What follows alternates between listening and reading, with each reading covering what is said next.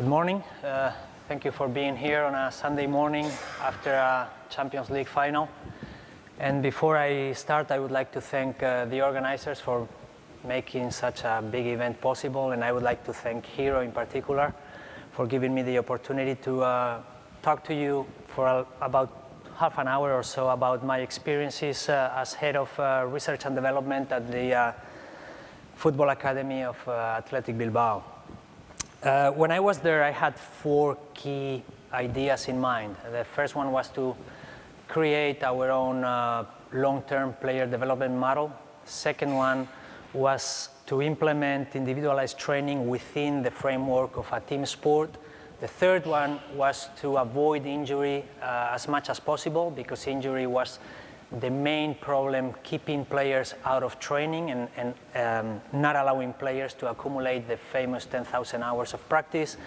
And then the fourth goal that I had was to increase the intensity of training, because we know that is one of the key aspects of performance in football.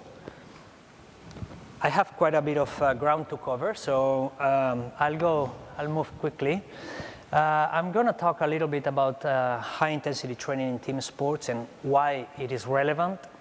A little introduction to the yo-yo intermittent recovery test. I know everybody knows about it, but just in case somebody has been hibernating for the last 10 years, I will go through it. Then I'll talk about the individualization of high-intensity training, fatigue resistance in high-intensity intermittent sports, short-term sprint and power training, age-related differences in team repeated sprintability, and finally, the physiological and performance effects of intense training. So in terms of high-intensity training in team sports, we know that high-intensity activity is a crucial component of competition performance in not only in football, but in most team sports, including basketball, rugby, hockey, and team handball.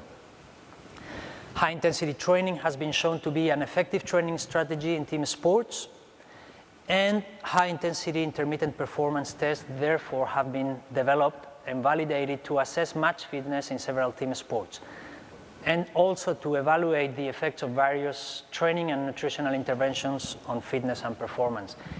If we consider high-intensity training to be important, we need to be able to measure it, and we need to be able to assess the effects of those high-intensity interventions. And as I said before, in the past few years, the yo-yo intermittent recovery test has been one of the tools that has been most widely used the world over to assess this high-intensity repeated intermittent exercise performance. As you know, the yo-yo intermittent recovery test is a shuttle test of 20 meters. There is a starting point, a turning point. You gotta get back in time. You have a beep here, a beep for turning, a beep to get back here, and then you have a 5-meter diagonal recovery jog. You always get 10 seconds to do this recovery jog. The shuttle gets faster and faster. And as you probably know, there are 2 levels. Level 1 has an initial speed of 10 kilometers an hour. That means 14.5 seconds to run 2 times 20 meters, and you get 10 seconds recovery. And then in level 2, the initial speed is much higher, 13 kilometers an hour, which means 11 seconds to run back and forth between the markers. Why is this test so interesting? Well, first of all, because we know it's a reproducible test. If we implement the test here and we implement the test within a few days, we are going to get reproducibility in that test of an R about 0.98 and a coefficient of variation less than 5. The test is also sensitive to changes in fitness of the players. Here you see a study by the group in Denmark indicating that the player's ability to perform in this test is low in the period after the vacation, after the holidays. Then mid-preparation, it goes up as the player's fitness goes up. At the start of the season, it reaches the peak value, and then the players are more or less able to maintain that same level throughout the year. And most important of all, the test seems to be valid to assess the amount of high-intensity activity that the players are able to perform during a match. Here you see a relationship between the performance in the yo-yo intermittent recovery test and the high-intensity running during soccer matches by the same players. And as you can see, there is a decent relationship between what the players are able to do during the test and what the players are able to do in terms of high-intensity running during the match.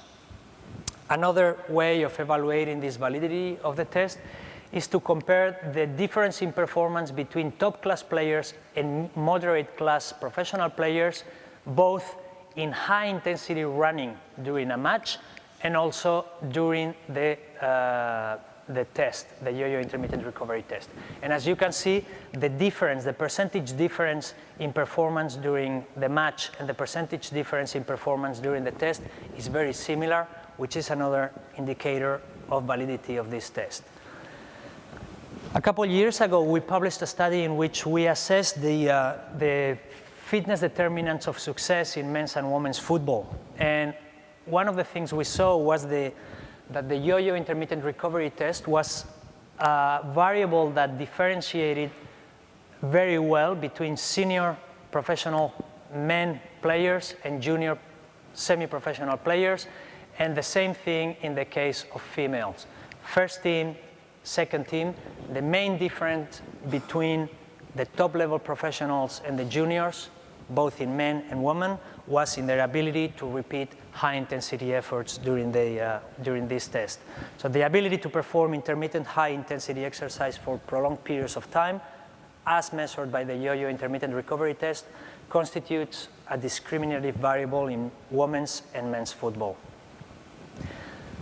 The yo-yo intermittent recovery test has also been validated for other ball sports like basketball, rugby league, Australian rules football, and something that is not really a sport, but that is important in most of our sports, which is refereeing.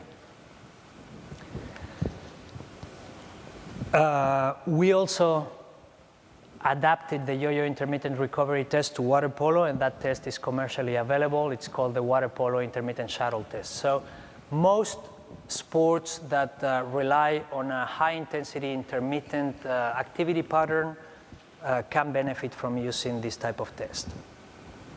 The second point of my talk would be the possibility of individualizing training or high-intensity training within the framework of a team sport like football.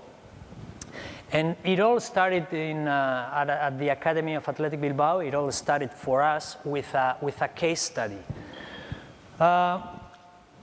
We had a player right here who was considered to be a very promising player, a very interesting player for the future of the club, who, according to the coach, had diminished his physical performance, was not performing at the expected level, and he was having a lot of cramping problems during matches. We went to our databases and we saw that there were no issues regarding injuries. Psychologists assessed his psychological status. There were no problems there, no school problems. And the only thing we could find was that when we looked at his aerobic power by looking at our database of testing over the years, this boy had gone backwards for a couple years in terms of aerobic power. So what we did was implement an individual aerobic power and maximal lactate production program for him, in which he would be taken away from the group for half an hour on Tuesdays and Thursdays, and he would do one-on-one training, in this case with me personally. And after that half hour of aerobic power training and maximal lactate production training, he would go back to the group and join the team for the rest of the training session. We used sessions that were based on scientific studies and sessions that are applied in reference training centers. So what we did was measure his running ability by means of a progressive running test to determine his velocity at 2 millimoles and his velocity at 4 millimoles, and we also assessed his performance in the yo-yo intermittent recovery test. Then we designed a few sessions of aerobic power training, typical workouts of 4 to 6 repetitions of 4 minutes at 80 to 90% of heart rate max, initially on the cycle ergometer, then on the treadmill, and finally on the pitch. At the end of those sessions, we repeated the yo-yo intermittent recovery test, and then when we realized that there was still room for improvement, we designed some maximal lactate production sessions consisting on 3 repetitions of 45 seconds of maximal running, maximal intensity. Why did we consider that aerobic power was a problem? Well, when we compared his values in the yo-yo intermittent recovery test with the values of the literature, we saw that the values of the Juventus players were here, Danish professionals were here, professional strikers were here, he was a striker, and even though he was only 16 years old, we considered that his yo-yo value was very low, in addition to his V2 and V4 values. After the first phase of aerobic power training, we managed to improve his yo-yo intermittent recovery performance by 15.2%. And then after the maximal lactate production sessions, we managed to improve by another 17.1%.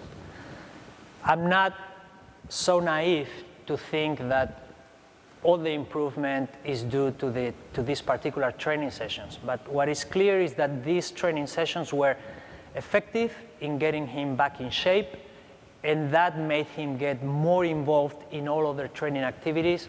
The boy started scoring again, his cramping problems disappeared, and he was selected for the national team.